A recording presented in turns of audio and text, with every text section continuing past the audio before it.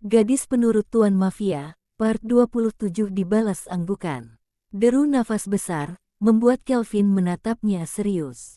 Siapa yang menjahit luka ini? Pertanyaan itu membuat semua orang di sana menggeleng, tapi Kelvin hanya diam sambil menatap ketahanan lagi. Jika ia menjawab maka habislah dia terkena omel ibu hamil itu. Dokter pria itu menatap teliti raut wajah Kelvin. Tuan, aku... Saat itu aku hampir mati, jadi aku mengeluarkan sendiri peluru dan menjahitnya sendiri. Apa aku salah dalam hal itu? Tanya Kelvin yang awalnya gugup, tiba-tiba langsung sewot karena tak bisa lagi menghindar. Sedangkan Sofia dan Nana amat tampak terkejut, yang benar saja. Tanpa obat bius, pria itu, membayangkan saja sudah ngilu. Tapi dokter itu tertawa kecil, lalu menatap kagum pria yang berbaring di hadapannya ini. Kenapa kau tertawa? Tidak ada yang lucu di sini, ucap Kelvin yang amat kesal. Bisa-bisa pria paruh baya ini menertawakannya. Dia pikir siapa dia? Saya hanya kagum, Tuan. Anda melakukan hal itu sendiri, membayangkan saja sudah mengerikan. Sebaiknya kita ke rumah sakit untuk merapikan susunan jahitannya. Lagi pula darah Anda hanya 100, tapi anehnya Anda masih sehat bugar. Tidak, aku tidak mau, ini sudah rapi, nanti juga sembuh, balas Kelvin cuek, matanya mulai tertuju pada Sofia yang mematung sambil memandang ke bawah. Tuan, jangan keras kepala, jika tidak diobati secara serius nanti bisa infeksi, lebih baik Anda menurut saja. Ujar dokter itu sambil merapikan barang. Sofia berjalan mendekat, dia memasang ekspresi sedih. Tidak bisa ia bayangkan betapa mengerikannya yang pria ini alami, tapi dia masih saja berpura-pura kuat. Jangan memandangku seperti itu. Aku tidak apa-apa, dia saja yang berlebihan. Ucap Kelvin yang menatap kesal ke arah dokter itu, sedangkan orang yang dibicarakan tidak mengerti apa-apa, yang dia lakukan hanya tugasnya. Sofia pun melihat dokter yang hendak pergi tersebut. Kami akan datang ke rumah sakit Anda, dokter. Saya akan menunggu Nona, permisi. Pria itu pergi meninggalkan semua yang menatap kasihan pada Kelvin. Sungguh Sofia, tiba-tiba gadis itu memeluknya. Semua pelayan seakan mengerti dan pergi dari sana meninggalkan keduanya yang sedang berpelukan. Kelvin membalas pelukan itu, kala merasakan basah di pundaknya. Dia tahu gadis ini khawatir padanya, inilah yang ia takutkan. Sudahlah, tidak apa-apa, ucap Kelvin mencoba menegangkan gadis itu. Sofia melepaskan pelukannya, lalu mengusap air matanya. Kita ke rumah sakit sekarang ya. Melihat wajahnya, pria tampan itu jadi tak tega, padahal dia yang sakit tapi dia yang merasa iba dengan gadis yang akan menjadi ibu dari anaknya. Iya, balas Kelvin sambil mengangguk. Selang darah, luka jahitan yang semakin terasa setelah dijahit kembali, beruntung tapi memakai obat bius jadi tidak terlalu saat operasi, tapi setelahnya benar-benar perih.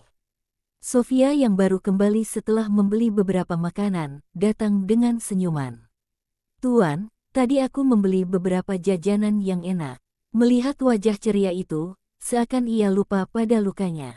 Memangnya kau membeli apa? Lihat, Sofia mengeluarkan semua makanan itu, hingga meja di samping ranjang langsung penuh karena hal itu.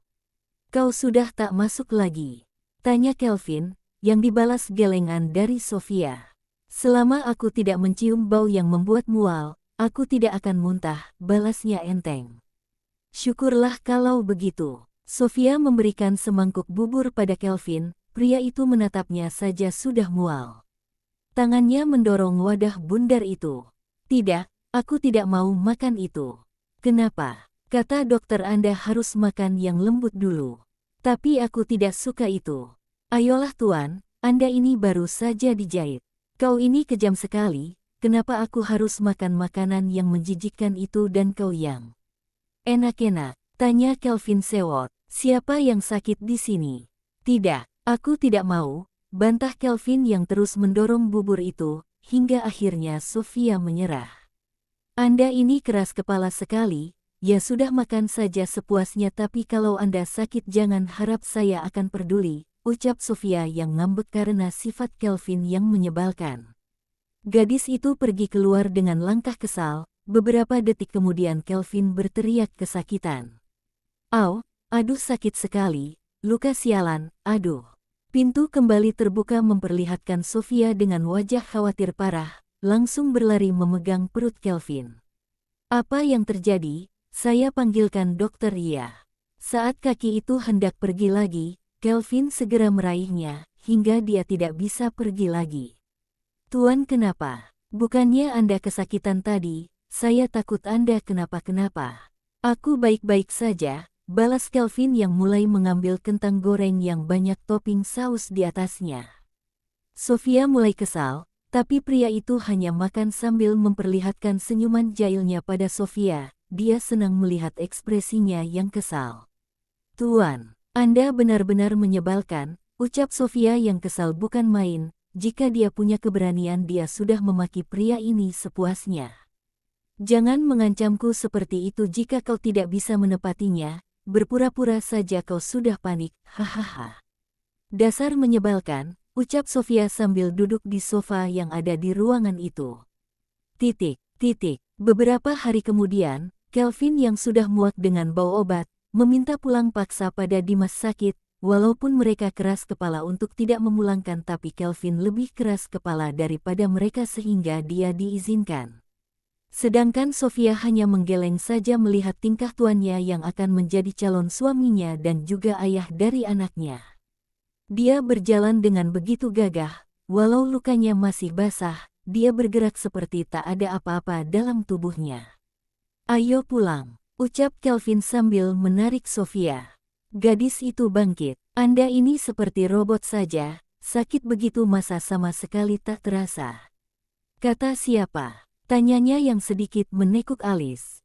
"Menurut saya, perutku sakit tahu," ucap Kelvin yang mulai memeluk Sofia, wajahnya pun yang tadinya menyeramkan berubah memelas. "Sofia, gendong aku." Ucapan itu sontak membuat Sofia melepaskan tangan pria itu darinya. "Anda ingin saya mati ya?" "Aku tidak memintamu mati, aku memintamu untuk menggendongku.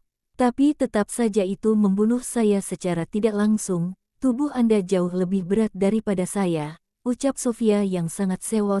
Jika dia karakter wanita di film Korea yang bahkan bisa mengangkat mobil dengan satu tangan, maka ia juga akan mengangkat pria ini dengan satu jari, ya seandainya saja punya kekuatan.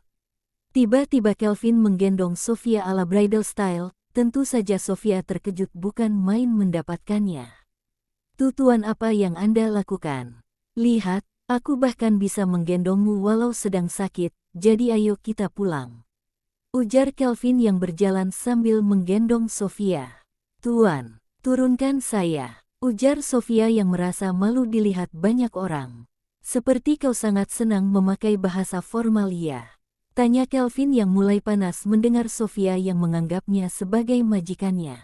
"Sebelum menikah tidak apa-apa kan, Tuan?" tanya Sofia yang malu ciut kala ditanya hal itu. "Baiklah, tapi ketika menikah nanti, tidak ada saya, Tuan dan Anda, paham?" tanya Kelvin, yang dibalas anggukan dari Sofia.